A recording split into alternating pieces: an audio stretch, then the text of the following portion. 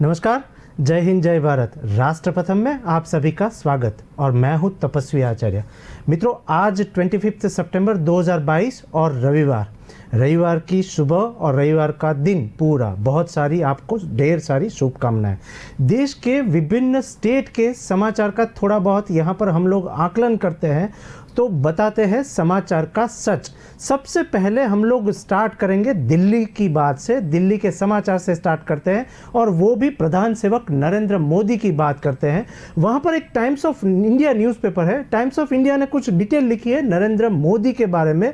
वो डिटेल हम लोग जाने, वो समाचार हम लोग जाने तो सबसे पहले स्टार्ट करते हैं दिल्ली से। उन्होंने कुछ ऐसा लिखा हुआ है, टाइम्स ऑफ इंडिया न्यूज़पेपर ने कुछ ऐसा लिखा हुआ है कि केवल एक लाइन का सबक देकर पूरी दुनिया में चर्चा का केंद्र बने पीएम नरेंद्र मोदी। इस तरीके की डिटेल उन्होंने लिखी है टाइम्स ऑफ इंडिया ने। तो डिटेल कुछ ऐसी है कि केवल एक लाइन का सबक लाइन लिखा और सबक देकर पूरी दुनिया में चर्चा का केंद्र बने पीएम मोदी। अब शांति दूत की भूमिका निभाने की एक मांग की है पीएम नरेंद्र मोदी, प्रधान सेवक नरेंद्र मोदी ने। बीते दिनों उज्बेकिस्तान के शहर समरकंद में संघाई सहयोग संगठन, एक ये हुआ था, डिटेल हुई थी, संघाई सहयोग संगठन SEO।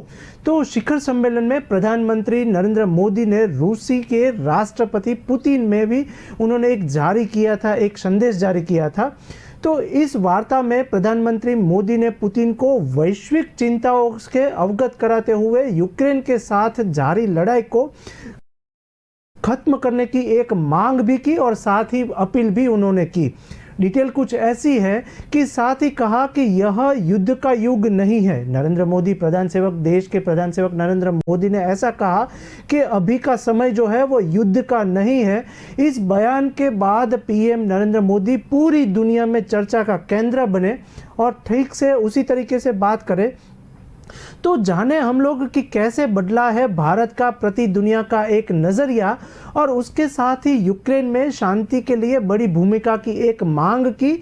मौजूदा वक्त में संयुक्त राष्ट्र सुरक्षा परिषद में दुनिया के नामुआइदों के एक चर्चा की सुर्खियां केंद्र में है। उसी समय वहां पर राष्ट्र के संबोधन करते हुए नरेंद्र मोदी ने ऐसा बोला कि देश में अभी और पूरी दुनिया में अभी युद्ध का माहौल ज़रूरी नहीं है। इन चर्चाओं में भारत के शीर्ष नेतृत्व की ओर से दिया गया बयान भी एक जोर पकड़ रहा है। पूरे सोशल मीडिया पे ये समाचार वायरल हो रहे हैं कि देश के वडाप्रधान नरेंद्र मोदी ने जो डिटेल दी है उसके ऊपर डिटेल कुछ ऐसी है कि इन चर्चाओं में भारत के शीर्ष नेतृत्व की ओर से दिया गया बयान भी जोर पकड़ रहा है। और साथ ही में ताज़ा मामले मेक्सिको की ओर से एक रखे गए प्रस्ताव का है जिसमें कहा गया कि संयुक्त राष्ट्र युद्ध स्तर रूस और यूक्रेन नेताओं से वार्ता के लिए समिति गठन करे।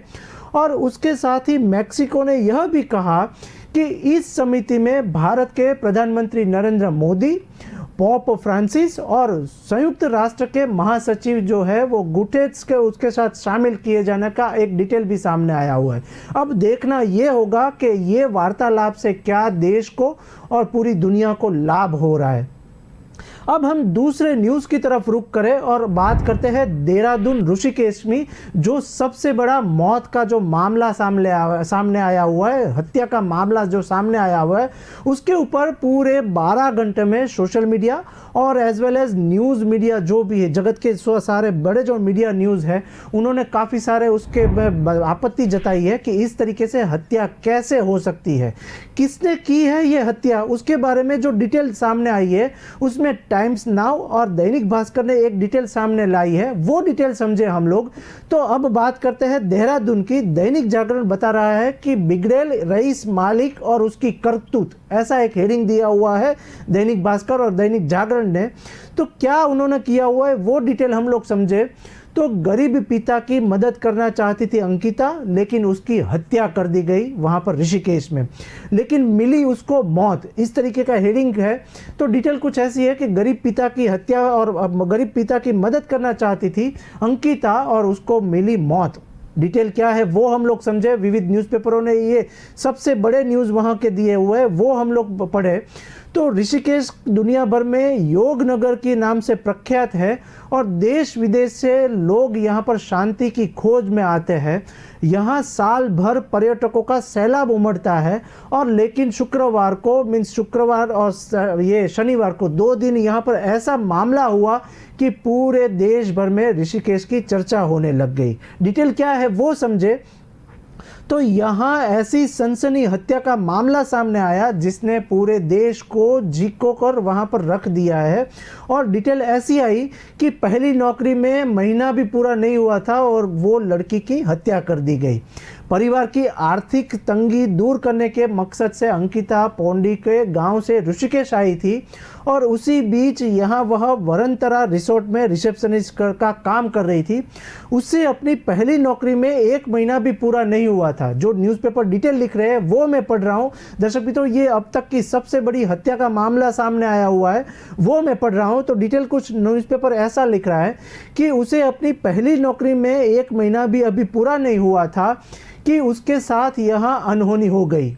डिटेल क्या हुई वो समझे तो रिसोर्ट का मालिक बिगड़ेल रईस पुलकित आर्या उनका नाम है, जिसने हत्या की है उसका नाम है पुलकित आर्या। अंकित और सौरभ उस पर गलत काम के लिए दबाव बनाने लग गए। 1 महीना भी नहीं हुआ था और वो लड़की के ऊपर दबाव बनाने लग गए, ये अंकित।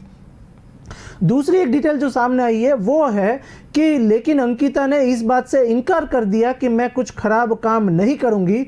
जब अंकिता ने इस बात की जानकारी अपने साथियों को दी तो रिसोर्ट मालिक और उसके 2 साथियों को यह बात नागवार हुई और नागवार गुजरी और 18 सितंबर को वो इसे लेकर उनके बीच कहासुनी हो गई और वो उनको घुमाने के लिए बाहर ले जाने की तजवीज़ करने लगे।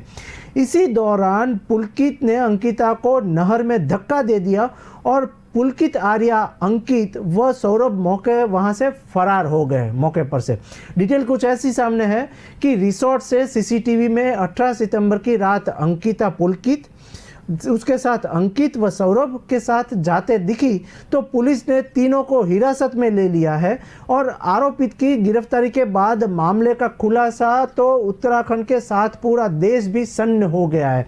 अब देखना ये होगा कि ये हत्या का मामला कहां तक जाता है और प्रशासक उसके ऊपर क्या कड़ी कार्यवाही करते हैं।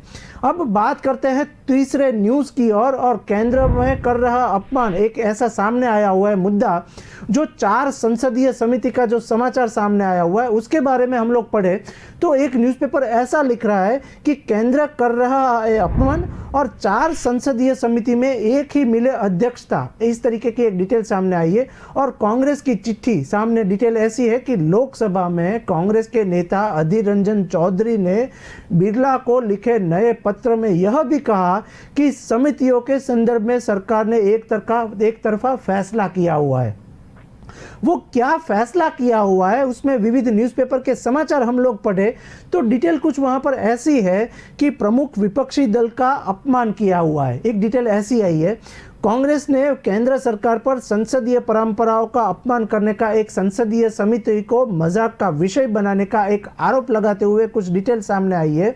वो आरोप लगाते हुए शनिवार को लोकसभा अध्यक्ष ओम बिरला से आग्रह किया कि प्रमुख विपक्षी दल होने के चलते उसे वित्त और गृह, विदेश और रक्षा संबंधी संसदीय समिति में कम से कम एक ही अध्यक्षता दी जाए, ऐसी कुछ डिटेल सामने आई। लेकिन वहां पर एक क्या बात हुई वो हम लोग पढ़े तो यहाँ पर उस नए पत्र में यह भी कहा कि समितियों के संदर्भ में सरकार ने एक तरफा फैसला किया है और प्रमुख विपक्षी दल का अपमान किया है। डिटेल कुछ ऐसी है कि चौधरी ने इससे पहले 21 सितंबर को वहाँ पर बिरला को पत्र लिखकर आरोप लगाया था और वो जो आरोप लगाया था उसकी डिटेल में पढ़ूं तो वहाँ पर सूचना और प्रायोगिक संबंधी संसदीय समिति की अध्यक्षता कांग्रेस से वापस ली जा रही है और क्यों ले जा रही है उसकी डिटेल जो है वो यहाँ पर लिखी है विविध न्यूज़पेपर ने। तो उसमें ऐसा लिखा कि हालांकि मुझे मौखिक रूप से बताया गया था और सूचना प्रौद्योगिक संबंधी समिति के संदर्भ में सरकार का फैसला बदलने वाला नहीं है, ऐसी एक डिटेल सामने आई है। बिना किसी उचित कारण के लिए गए एक तरफा निर्णय को लेकर अपना कड़ा विरोध दर्ज करता हूं, ऐसी डिटेल की। और शशि थरूर को लेकर चौधरी ने यह भी बात कही कि चौधरी ने दावा किया है कि अगर सूचना प्रायोगिक समिति के प्रमुख शशि थरूर वहाँ पर स्वतंत्र होकर काम करते हैं और समिति एक स्वतंत्र आवाज़ को प्रकट कर रही है, तो तथा सरकार इसे स्वीकार नहीं कर पा रही है, ऐसी एक डिटेल सामने आई है। वहाँ पर इसका मतलब यह है कि वह संसदीय समिति को मजाक का विषय बना रहे हैं। इस तरीके से कांग्रेस आमने सामने आ गई है, कांग्रेस के अंदरूनी मामले सामने आ रहे हैं और उन्होंने बिरला के से आग्रह किया कि अगर सरकार सूचना प्रौद्योगिकी समिति की अध्यक्षता में हमें नहीं देने को अड़िग है, तो एक प्रमुख विपक्षी दल होने के कारण हम चाहते हैं कि वित्त, गृह, विदेश और रक्षा संबंधी संसदीय समिति में कम से कम एक अध्यक्षता हमें दी जाए, ऐसी डिटेल सामने आई है। अब देखना ये होगा कि वहाँ के नेता लोग और विविध प्रशासक जो है वो क्या अहम ठोस कदम ले रही है। उसी बीच कांग्रेस नेता के अनुसार पिछली लोकसभा में भी जब कांग्रेस के 44 सदस्य थे, तो उसी वक्त पार्टी के नेता आनंद शर्मा गृह, वीरप्पा मोइली वित्त और शशि थरूर ने विदेश संबंधी स्थायी समितियों के अध्यक्षता कर रहे थे वहां पर। और अब लोकसभा में कांग्रेस के 53 सांसद वहां पर है और इन समितियों में भी एक भी अध्यक्षता सरकार उसे नहीं दे रही है, ऐसी सामने डिटेल सामने आई है। और क्यों नहीं दे रही है उसके बारे में चौधरी ने यह नया पत्र उस वक्त लिखा है कि जब हाल ही में सूत्रों ने कहा है कि कांग्रेस के हाथ से संसद की 2 महत्वपूर्ण समितियों की अध्यक्षता निकल सकती है। उस तरीके के चौंकावनारा किस्सा सामने आया है और समाचार भी सामने आया है, जब इसमें गृह मामलों से संबंधित समिति और सूचना प्रौद्योगिकी संबंधी समिति शामिल है। इस तरीके का पत्र लिखा गया है। अब देखना यह होगा कि आला कमान कांग्रेस में इसमें क्या विचार विमर्श करते हैं और कड़े क्या निर्णय लेते हैं। अब पर हम लोग चलते हैं मथुरा से एक जो समाचार आ रहा है वो चौथे न्यूज़ की ओर हम लोग चलते हैं। तो मथुरा से एक समाचार आ रहा है और वहाँ पर TV9 भारत वर्ष एक न्यूज़ पोर्टल है, उसने कुछ डिटेल दी है। तो वो मथुरा के न्यूज़ के ऊपर हम लोग देखें तो वहाँ पर TV9 भारत ने एक न्यूज़ पोर्टल है और उसने एक डिटेल नहीं लिखी है कि उसने लिखा है कि कंगना रनौत की मथुरा से चुनाव लड़ने की हुई चर्चा, तो उसमें हेमा मालिनी ने लिखा राखी सावंत का नाम, इस तरीके के डिटेल सामने आई है। तो ये एक नया न्यूज़ है और नया न्यूज़ जो सामने आया हुआ है वो TV9 भारत वर्ष ने दिखाया हुआ है। डिटेल हम लोग समझे तो डिटेल कुछ ऐसी है कि वहाँ पर न्यूज़पेपर में भी ये सबसे बड़ा मुद्दा वहाँ पर मथुरा में रहा है।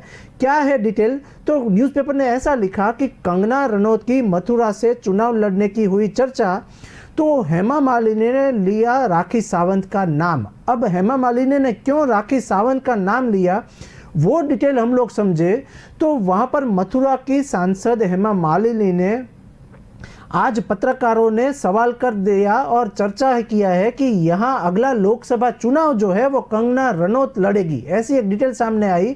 और पत्रकारों ने ये क्वेश्चन पूछा हेमा मालिनी को, तो जवाब में ड्रीम गर्ल ने राखी सावंत का नाम ले डाला। वहाँ पर ज़रा सोचिए, बॉलीवुड की ड्रीम गर्ल और मथुरा से लगातार 2 बार लोकसभा का चुनाव जीत चुकी वर्तमान सांसद हेमा मालिनी से जब यह क्वेश्चन पूछा गया तो सुनने में आ रहा है कि अगली बार अभिनेत्री कंगना रनौत वहाँ पर मथुरा से चुनाव लड़ने वाली है, ऐसा एक पत्रकार ने क्वेश्चन पूछा।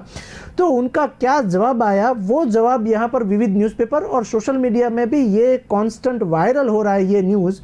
तो वहीं पर हेमा मालिनी के जवाब की काफ़ी चर्चा हो रही है विविध सोशल मीडिया पे, क्योंकि उनका जवाब स्ट्रेट और सिंपल नहीं रहा, वहाँ पर वो कुछ भड़क गई और उनका जवाब बेहद स्पेशल रहा। और वो क्या बोली वो हम लोग यहाँ पर समझे तो डिटेल कुछ ऐसी आई कि अपने जवाब में उन्होंने राखी सावंत का भी नाम लेके कुछ ऐसा बोले कि जवाब चर्चा का मुद्दा बन गया।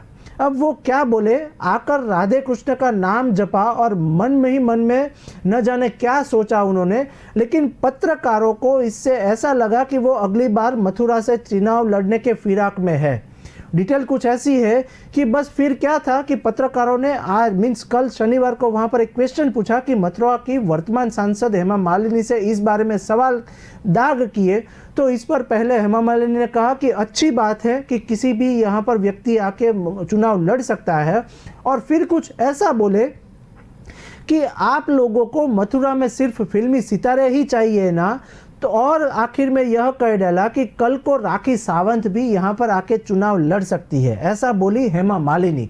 अब देखना ये होगा कि यहाँ की भाजपा के सांसद जो भी है वो वहाँ पर किसको टिकट देते हैं और मथुरा में किसको चुनाव जीतने के लिए वहाँ पर नक्की कर रही है। डिटेल और एक और 5वें न्यूज़ की तरफ हम लोग चले तो हम लोग चलते हैं पश्चिम बंगाल की ओर। पश्चिम बंगाल में एक सबसे बड़ा मुद्दा वायरल हुआ है और एक न्यूज़ भी बहुत ही बड़ी बनी है कि नबन्ना अभियान जो है उसके ऊपर हम लोग वहाँ पर विचार विमर्श करें। और वहाँ पर जो एक डिटेल सामने आई है तो बीजेपी की फैक्ट फाइंडिंग कमेटी नड्डा को सौंपी एक रिपोर्ट, और वो क्या रिपोर्ट सौंपी, वो सबसे बड़ी 12 घंटे की न्यूज़ वायरल हुई है। वो क्या न्यूज़ है ये वो हम लोग समझे तो वहाँ के जो न्यूज़पेपर है वहाँ पर दैनिक जागरण वो सबसे बड़ा न्यूज़ माना जाता है, न्यूज़ पोर्टल माना जाता है, और साथ ही साथ न्यूज़पेपर भी वहाँ पर दैनिक जागरण है। तो उन्होंने कुछ डिटेल ऐसी लिखी है कि बीजेपी की फैक्ट फाइंडिंग कमेटी में नड्डा की सौंपी रिपोर्ट, और नड्डा को क्या रिपोर्ट दी उसने, तो कुछ डिटेल ऐसी है कि सीबीआई जांच की सिफारिश की है वहाँ पर किसी लोगों ने, तो वो नड्डा को रिपोर्ट सौंपी है। उसमें पश्चिम बंगाल में बीजेपी का नबन्ना अभियान के दौरान पुलिस की कार्रवाई पर बीजेपी की फैक्ट फाइंडिंग कमेटी ने शनिवार को बीजेपी के राष्ट्रीय अध्यक्ष जेपी नड्डा को अपनी एक रिपोर्ट दी है। और वो क्या रिपोर्ट है वो डिटेल न्यूज़पेपर में लिखी है, वो हम लोग पढ़े तो पश्चिम बंगाल में बीजेपी नबन्ना अभियान दौरान पार्टी के कार्यकर्ताओं के खिलाफ हिंसा की जांच के लिए एक गठित भारतीय जनता पार्टी की फैक्ट फाइंडिंग समिति ने अपनी एक रिपोर्ट पार्टी के अध्यक्ष जेपी नड्डा को सौंपी है। उसमें बीजेपी अध्यक्ष ने 5 सदस्यीय पैनल का गठन किया था और उसके साथ जिसको बीजेपी कार्यकर्ताओं पर हुए हिंसा और उसके साथ हमले की जांच करने की जिम्मेदारी दी थी। उसके साथ ही इस जांच कमेटी ने अपनी रिपोर्ट में पुलिस की कार्रवाई ममता बनर्जी की सरकार की कड़ी आलोचना की है।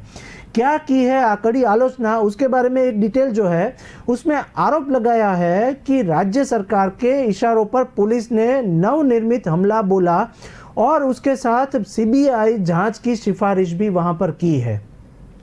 डिटेल कुछ ऐसी सामने विविध न्यूज़पेपर ने लिखी है कि इस 5 सदस्यीय टीम में उत्तर प्रदेश के पूर्व पुलिस महानिदेशक डीजीपी और राज्यसभा सांसद ब्रुजलाल, पूर्व सूचना और प्रसारण मंत्री और लोकसभा के सांसद राज्यवर्धन सिंह राठौड़, लोकसभा के सांसद अपराजिता सारंगी और उसके साथ राज्यसभा सांसद समीर उरांव के पूर्व सांसद सुनील जाखड़ भी शामिल है।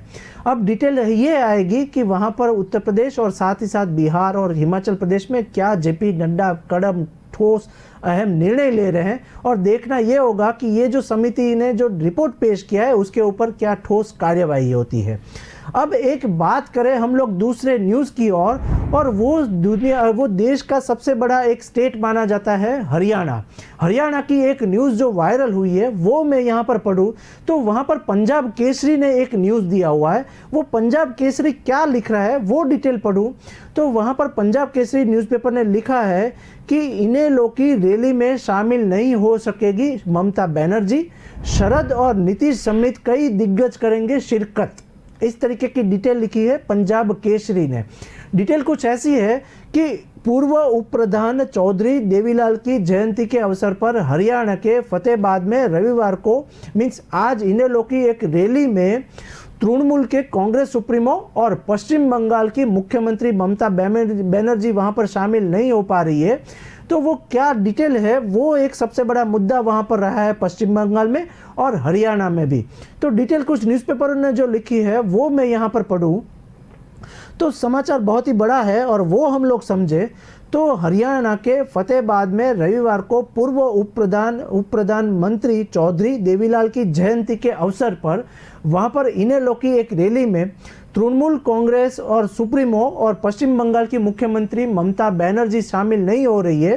तो क्यों नहीं हो रही है, उसमें तृणमूल कांग्रेस की ओर से विधायक और राज्यसभा के पूर्व सांसद विवेक गुप्ता में रैली में शामिल होने के लिए वहां पर भेजा रहा था उनको निवेदन, और साथ ही में इनेलो के नेता ओम प्रकाश चौटाला द्वारा आयोजित रैली में जदयू के वहां पर नेता और साथ ही बिहार के मुख्यमंत्री नीतीश कुमार, नेशनल कॉन्फ्रेंस के वहां पर फारूक अब्दुल्ला, साथ ही में राजदा के तेजस्वी यादव, उसके साथ एनसीपी के शरद पवार और डीएमके के कमिंजोई, सीपीएम के सीतारमन चेतुरी और राजस्थान के निर्दलीय सांसद जो है वो हनुमंत बेनीवाल होंगे। वहाँ पर ये सभी लोग इकट्ठा हो रहे हैं, लेकिन उसके साथ ममता बनर्जी वहाँ पर हाजिर नहीं है।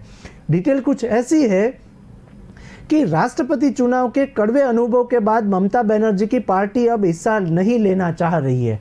डिटेल कुछ ऐसी है कि रैली में शामिल होंगे तृणमूल के कांग्रेस के विधायक विवेक गुप्ता और साथ ही में इनेलो के नेता ओम प्रकाश चौटाला ने तृणमूल सुप्रीमो ममता बनर्जी को रैली में आमंत्रित किया था, लेकिन उन्होंने मना कर दिया है। पार्टी ने फैसला किया कि राज्यसभा के मुख्य सचेतक सुखेंदु शेखर रॉय रैली में शिरकत करेंगे और उसके साथ लेकिन अपरिणित कारणों के सुदेखु शेखर भी वहां पर नहीं जा रहे हैं, इसलिए विवेक गुप्ता को भेजने का एक निर्णय ले लिया गया।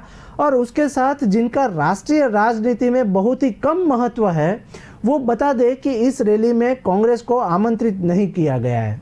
डिटेल कुछ ऐसी सामने आई है कि ऐसी स्थिति में जब विभिन्न क्षेत्रीय दल अपने शीर्ष नेताओं को इस कांग्रेस विरोधी सभा में भेज रहे हैं, तो उसी के साथ तृणमूल संसदीय शीर्ष नेता क्यों नहीं भेज रहे हैं, उस तरीके का क्वेश्चन मार्क विविध न्यूज़पेपरों ने यहाँ पर ट्रोल किया और विविध न्यूज़पेपरों ने फ्रंट पेज पे ये समाचार को प्रिंट किया। डिटेल कुछ ऐसी है कि पार्टी ने इस सवाल का सीधा जवाब नहीं दिया हुआ है और उसके साथ ही वहां पर हालांकि पार्टी के सूत्रों के मुताबिक एक समाचार वो वायरल हुआ कि शरद पवार इस सभा को प्रभावित करने की कोशिश कर रहे हैं, जिनका राष्ट्रपति चुनाव में तृणमूल कांग्रेस से विवाद हुआ था। अब देखना यह होगा कि वहां पर तृणमूल के नेता और कांग्रेस के नेता क्या आमने सामने बातचीत कर रहे हैं। दूसरे न्यूज़ की तरफ अब रुख करें तो स्टेट का एक बिहार राज्य जो है उसमें एक न्यूज़ सामने आई है और उसके ऊपर आर भारत न्यूज़ पोर्टल ने कुछ बिहार के बारे में कुछ लिखा हुआ है। वो मैं समाचार यहाँ पर समझूं और वो मैं समाचार आपको दर्शाऊं तो विपक्ष को लेके एक सबसे बड़ा मुद्दा यहाँ पर सामने आया हुआ है। वो क्या मुद्दा है वो हम लोग समझे तो विपक्ष को एक मंच पर लाने के लिए रविवार को यानी आज सोनिया गांधी को अलग अलग लोग वहां पर मिलने जाने वाले हैं। उसमें सोनिया गांधी से मिलेंगे नीतीश कुमार, लालू प्रसाद यादव और साथ रहेंगे अलग अलग नेता। क्या है डिटेल वो समझे तो उसके साथ नीतीश कुमार बीजेपी के खिलाफ विपक्षी दलों को एकजुट करने की मुहिम में लगे हैं।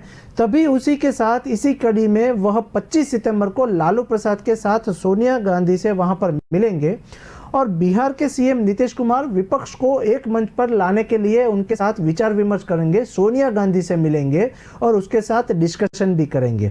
सोनिया गांधी से मुलाकात के दौरान आरजेडी प्रमुख लालू प्रसाद यादव भी उसके साथ रहेंगे और वहां पर मुलाकात आज रविवार को शाम को होने वाली है। तो 6:30 बजे सोनिया गांधी के आवास पर वहां पर उनके साथ मीटिंग होगी सोनिया गांधी के आवास के ऊपर और नीतीश कुमार दिल्ली में राहुल गांधी, अरविंद केजरीवाल, ओम प्रकाश चौटाला, सीताराम येचुरी, शरद पवार से वहां पर मुलाकात अभी कर चुके हैं। उसी के साथ जो डिस्कशन हुआ है वो शेयर करेंगे सोनिया गांधी के साथ। एक आरजेडी प्रमुख लालू प्रसाद यादव के साथ सोनिया गांधी से मुलाकात भी साथ वो करने वाले हैं। इससे पहले जब नीतीश कुमार दिल्ली पहुंचे थे तो एक डिटेल वो भी आई थी, तब सोनिया गांधी निजी कारणों से विदेश यात्रा पर थी तो उसके साथ मुलाकात नहीं हो पा रही थी। तो आज नीतीश कुमार और लालू प्रसाद यादव मिलेंगे सोनिया गांधी से। उसी के साथ बताया जा रहा है कि नीतीश कुमार हरियाणा के फतेहाबाद में चौधरी देवीलाल की जयंती पर विपक्ष नेताओं की हो रही महाजूट में तेजस्वी यादव के साथ भी वहां पर शिरकत भी करने वाले हैं। अब देखना ये होगा कि यहाँ विपक्ष के लोग एक साथ जुड़कर क्या डिटेल सामने ला रहे हैं। विपक्ष के नेताओं का महाजुटन फतेहाबाद में चौधरी देवीलाल की जयंती पर एक कार्यक्रम का आयोजन कर रहे हैं और उसके साथ इसमें एनसीपी अध्यक्ष शरद पवार, आंध्र प्रदेश के पूर्व मुख्यमंत्री चंद्रबाबू नायडू और बिहार के उप मुख्यमंत्री तेजस्वी यादव भी वहां पर साथ में है। उसके साथ मेघालय के राज्यपाल सत्यपाल मलिक भी वहां पर साथ रहते हैं। तो अब देखना यह होगा कि उसी के बीच क्या डिटेल सामने आ रही है। उसी के साथ एक दूसरे न्यूज़ की तरफ बढ़े तो वहीं पर राहुल गांधी से मिलने वहां पर नीतीश कुमार गए थे तो उसके साथ भी डिस्कशन करके वो भी डिटेल वो सोनिया गांधी को बताएंगे। एक सबसे बड़ी जो न्यूज़ सामने आ रही है वो जम्मू कश्मीर की न्यूज़ सामने आ रही है। तो वहीं पर न्यूज़ नेशन कुछ ऐसा लिख रहा है कि वहीं पर जम्मू कश्मीर में भूस्खलन की चलते एक ट्रक रोक दिया गया है और उसी के साथ वहीं पर कहीं पर बारिश की मामला भी सामने आया है। उसी के बीच ट्रैफिक में महिला को एम्बुलेंस में देना पड़ा बच्चे को जन्म। ये न्यूज़ वहाँ पर जम्मू कश्मीर में अभी सबसे बड़ी वायरल हुई है।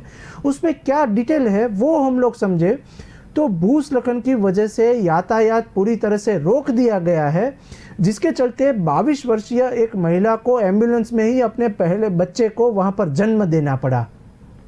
वहाँ पर भूस्खलन की वजह से यहाँ पर यातायात पूरी तरह से रोक दिया गया है, जिसके चलते 22 वर्षीय महिला ने एम्बुलेंस में ही अपने बच्चे को जन्म दिया।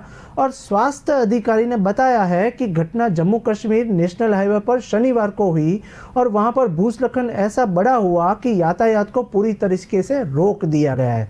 अब देखना यह होगा कि आगे क्या प्रशासन कार्यवाही करता है। उसी के साथ एम्बुलेंस में हुई महिला की डिलीवरी और कैप्टन वहाँ पर मेहर के पास हाईवे पर सुबह ही पहाड़ी से पत्थर गिरने का कारण की वजह से गाड़ियों की आवाजाही जो है वो रोक दी गई और बाधित हो गई। उसी दौरान कई गाड़ियों के वहाँ पर नुकसान भी हुआ है, लेकिन कोई जान हानि वहाँ पर नहीं है। लगभग 35 किलोमीटर की दूरी वहाँ पर करोल पहुँचे तो हाईवे पर भी भारी जाम लगा दिया गया और वहाँ पर जाम हो गया सभी बातें यातायात को। हालांकि फिर भी सेना के जवानों ने एम्बुलेंस के लिए रास्ता बना दिया, लेकिन पत्थरों की वजह से यहाँ पर एम्बुलेंस दोबारा मेहर के पास रुक गई और उन्होंने कहा कि चिकित्सा सहायकों ने एम्बुलेंस में ही महिला की डिलीवरी की और महिला की अभी जान बच गई है और वो अच्छी तरीके से है। इसी दौरान एक न्यूज़ जो हिमाचल प्रदेश से आई है उसमें हम लोग रुख करें तो हिमाचल प्रदेश की एक न्यूज़ जो सामने आई है उसमें देश की आज़ादी में हिमाचल प्रदेश की भूमिका बहुत ही अहम रही है, ऐसा नरेंद्र मोदी वहां पर बोल रहे हैं। तो उसी के साथ जो हिमाचल प्रदेश की न्यूज़ है उसमें मंडी की वर्चुअल रैली में पीएम नरेंद्र मोदी ने एक बहुत ही बड़ा आवेदन किया और उसके साथ एक बहुत ही बड़ा महत्वपूर्ण संदेश भी दिया हिमाचल प्रदेश के बारे में। पीएम मोदी ने कहा कि वहां पर हिमाचल प्रदेश की युवा शक्ति ने हमेशा अलग अलग मोर्चों देश को गौरवित किया हुआ है और गौरवित होने का अवसर भी देश को दिया हुआ है। इस तरीके से नरेंद्र मोदी ने वहां पर युवाओं को संबोधन किया और युवाओं का हौसला अफजाई किया। युवाओं को प्रोत्साहित करने का भाजपा की प्राथमिकता है, ऐसा बोले वो। और प्रधानमंत्री नरेंद्र मोदी ने आज हिमाचल प्रदेश में आने वाले थे, लेकिन वो कई बात के कारण नहीं आ पाए हैं। लेकिन बारिश की वजह से वहां पर उनका यहाँ दौरा स्थगित करना पड़ा और वह हिमाचल की मंडी से पहाड़ मैदान में एक भाजपा के एक युवा सम्मेलन हो रहा है, उसमें वर्चुअल वो मिले और इस तरीके से संबोधन किया युवाओं को। डिटेल कुछ ऐसी है कि इसी दौरान उन्होंने कहा कि देश की आज़ादी में हिमाचल की भूमिका अहम रही है और वहां पर पीएम मोदी ने कहा कि हिमाचल की युवा शक्ति ने हमेशा अलग अलग मोर्चाओं को वहां पर हम लोग आह्वान देंगे और युवा शक्तियों को इस तरीके से हम लोग विकास की ओर ले जाएंगे। तो मित्रों, ये था समाचार का सच। हम लोगों ने दिखाने की कोशिश की विभिन्न स्टेट के महत्व समाचार। कल फिर से मिलेंगे। नमस्कार।